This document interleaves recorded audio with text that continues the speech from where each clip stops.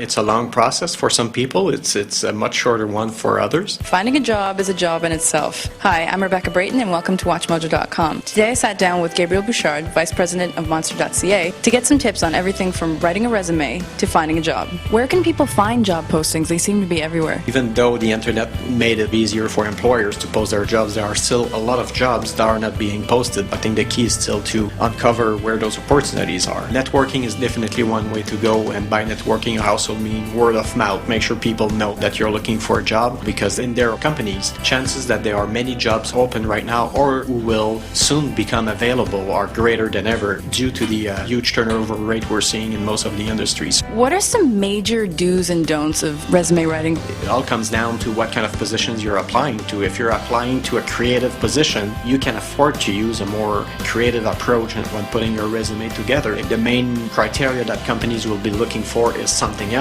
I don't know, you have to be very detail focused. Your resume will have to carry this kind of perception of yourself, so make sure there's no spelling errors or things like that. And even the formatting has to be quite well organized and standardized. Now you have to define what is the key or the key messages I need to deliver through my resume and make sure that the resume supports that. It's truly a communication process. Many, especially larger companies, are using ATS system, applicant tracking systems, basically automating the screening process of all those resumes coming through the web. Those companies won't pay too much attention to the look and feel of your resume, but more the content. Ask yourself, what kind of keywords would they use when searching the database of resumes to find somebody with my skill set? Make sure that all those keywords are in your resume. So you found the job that you'd like to apply for, you've given your resume, and you finally got an interview. How much research do you recommend before the interview? As much as possible. What you want to avoid is to go there and ask basic questions where the answers would be available on the website. And if you can have access to any other information that is relevant to your position, this is something you should know. Like a big contract the company has just won and you would be called to work on that project, try to do as much research as possible. And if you know people in the organization, call them, try to get some inside information. Can you give us some basic interview tips? Now you want to really dig into what does it mean on a day-to-day basis, what would be the expectations, my boss's expectations toward me, who's the person I'm going to be reporting to, things that you cannot find on a website. You need to demonstrate that you have what it takes, but at the same time, you're not overconfident.